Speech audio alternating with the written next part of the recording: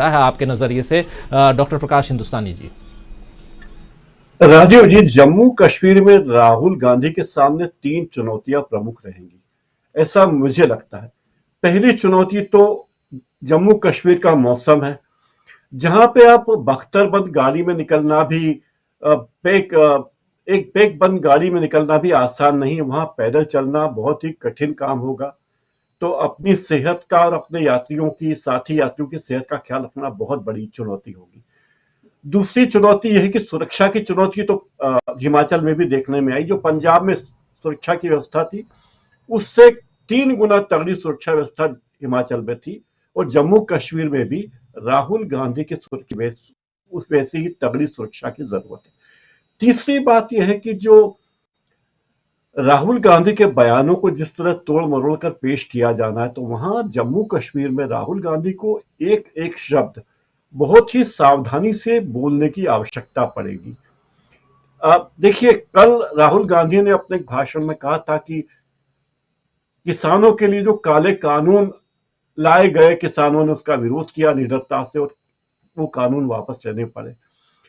उसको लेकर IT cell ने, बीजेपी के आईटी सेल ने अभियान चला दिया कि राहुल गांधी ने काले किसान कहा, जबकि काले किसान कहा था। तो इस तरह की बातों से राहुल गांधी को बहुत सावधान रहना होगा। जिस तरह फारूक ने राहुल गांधी जिंदाबाद के नारे लगाए, ये कोई छोटी मोटी घटना है, छोटी मोटी बात नहीं है कि एक इतना बड़ा नेता एक दूसरे नेता को जिंदाबाद के नारे लगाए। राजीव जी, पिछले 4.5 महीनों में देश के 2 बड़े नेताओं का रोल रिवर्स हो गया दोनों का रोल। एक नेता ऐसा था जो कहता था कि मैं तो चाय वाला हूं, आम आदमी हूं, मेरी मां ने लोगों के घरों में काम किया और मैं देश का प्रधानमंत्री बना। दूसरा वो नेता था जिसके जिसके पिता प्रधानमंत्री थे, जिसकी दादी प्रधानमंत्री थी, परदादा प्रधानमंत्री थे। और ये बात 2014 में बार बार कही गई थी कि ये चाय वाला व्यक्ति है, आम आदमी है, इसे देश का प्रधानमंत्री बनना चाहिए, क्योंकि भारत का संविधान उसे प्रधानमंत्री बनने की जगह पहुंचाना चाहता है। ये बात कहने की कोशिश की गई थी। पिछले 4.5 महीनों में लोगों ने ये बात देखी कि जो नेता अपने आप को आम आदमी कहता था, वो अब 8,500 करोड़ के विमान में जाता है, 14-15 करोड़ के 15 एकड़ के बंगले में रहता है, 8-10 करोड़ 12 करोड़ की कारों में घूमता है, 10 लाख का सूट पहनता है, 2 लाख की घड़ी पहनता है, 1 लाख का पेन रखता है, 1 लाख का चश्मा रखता है।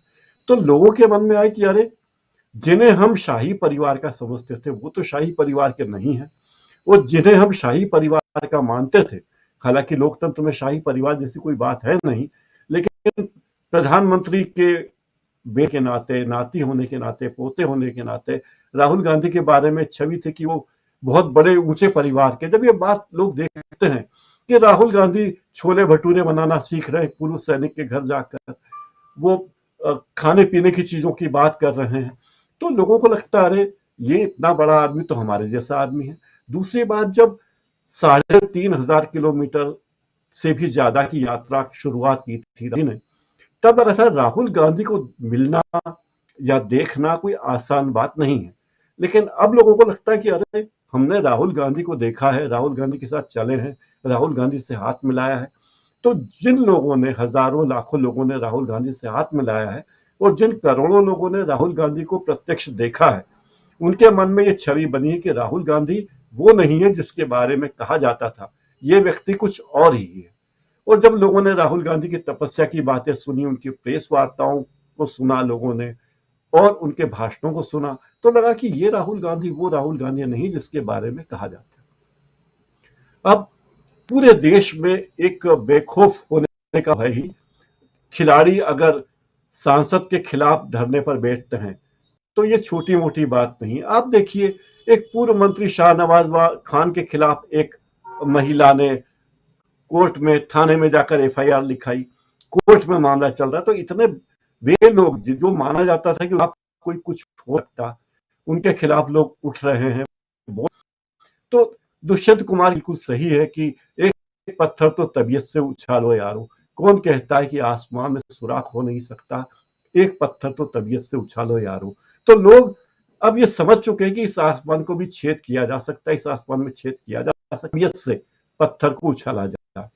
और लोगों को लगता है कि राहुल का समर्थन एक ऐसे नेता का और एक बहुत पुरानी राजनीतिक पार्टी का समर्थन प्राप्त है, तो वे लोग बेखौफ होकर अपनी बात कह सकते हैं। और राहुल गांधी जो संदेश देते जा रहे हैं हर राज्य में कि हम आए तो हम ये करेंगे, और जो कांग्रेस पार्टी का चुनाव पत्र जो कहता आया है उस पर अमल हो रहा है, राजस्थान में हुआ, छत्तीसगढ़ में हुआ, हिमाचल हो रहा है, तो उससे लोगों के मन में ये बात भी घर कर रही है, विश्वास कर रही है कि राहुल गांधी बात कहते हैं तो उसका कोई मायने है, उसका कोई अर्थ है। राहुल गांधी के कहने का अर्थ ये नहीं है कि राहुल गांधी ने कहा बाद में कह दें कि ये तो जुमला था, हमने कहा था कि 15 लाख रुपए हम दे देंगे, पर 15 लाख एक जुमला था। अब लोगों के मन में इस तरह की बातें नहीं होगी कि वो ये बातें सोचे। तो राहुल गांधी की छवि एक जो वीआईपी नेता की थी उससे हटकर एक जन नेता की बन रही है, और जो व्यक्ति जन नेता की छवि लेकर, जन नेता की छवि गढ़ी गई थी जिस व्यक्ति की, वो लोगों को सामने आ रहा है कि आखिर उस व्यक्ति की छवि है कैसी। जो व्यक्ति विलासिता के सारे काम करता है, 500 किलोमीटर भी जाना हो तो हर चीज जिस व्यक्ति के लिए, जिस नेता के लिए हर एक चीज एक इवेंट है, उसके सामने राहुल गांधी जिस तरह से पेश आ रहे हैं ये बहुत बड़ी चुनौती है। और मुझे लगता है कश्मीर में तीनों बातों से राहुल गांधी को सतर्क रहने की जरूरत होगी, कांग्रेस को होगी। राहुल गांधी को एक एक लफ्ज बहुत सोच समझकर बोलना होगा। उनके किसी भी शब्द पर बीजेपी प्रचार तंत्र में उनका दुष्प्रचार कर सकती है, उनका बीजेपी का तंत्र कह सकता है कि देखिए राहुल गांधी चाहते हैं देश के बारे में क्या है। तो यहां राहुल गांधी को एक एक शब्द बहुत सोच समझकर बोलने की आवश्यकता होगी, और कोई ऐसी बात नहीं बोलनी है जिसका दूसरा अर्थ निकाला जा सके। ऐसी बात कहनी जिसका एक ही अर्थ हो और स्पष्ट अर्थ हो। और मुझे लगता है कि वे इस बात को इतनी लंबी यात्रा में और लगातार लोगों से मिलने के बाद समझ चुके हैं। इतनी परिपक्वता, उनकी राजनीतिक परिपक्वता थी उनमें पहले भी, लेकिन अब वो और परिपक्व हुए हैं। लोगों से समझने की बात है, लोगों से बातचीत करने का अंदाज उनका मजेदार है। दूसरी बात, एक छोटी सी दिलचस्प बात के साथ अपनी बात खत्म करूंगा। इंदौर में पिछले हफ्ते 10 दिन पहले एक अप्रवासी सम्मेलन हुआ था। उस प्रवासी सम्मेलन में और इन्वेस्टर समिट में इंदौर की छवि बहुत अच्छी बनाई जा सकती थी, लेकिन हमारे माननीय प्रधानमंत्री ने वहां भाषण दिया कि इंदौर पोहे का शहर है, इंदौर जलेबी का शहर है, यहाँ खाने की है। मुझे लगता है कि जिस तरह से हल्के फुल्के गंभीर मुद्दों को प्रधानमंत्री हल्का फुल्का बना रहे हैं, ये देश के विकास के लिए और नई पीढ़ी के लिए, नए रोजगार की संभावनाओं के लिए ठीक नहीं है। क्या प्रधानमंत्री चाहते हैं कि लोग जलेबी बनाते रहें, पराठे बनाते रहें, पोहे बनाते रहें?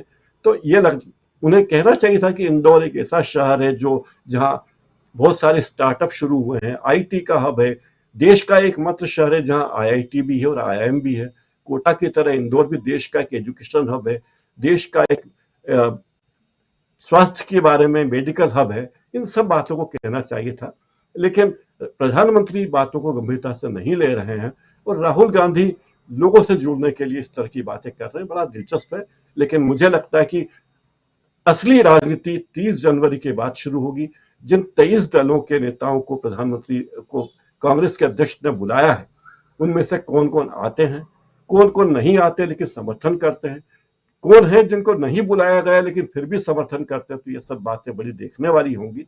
तो 30 तारीख का इंतजार बहुत बेसब्री से मुझे भी है, पूरे देश को है, आपको भी होगा। राजीव जी। बिल्कुल 30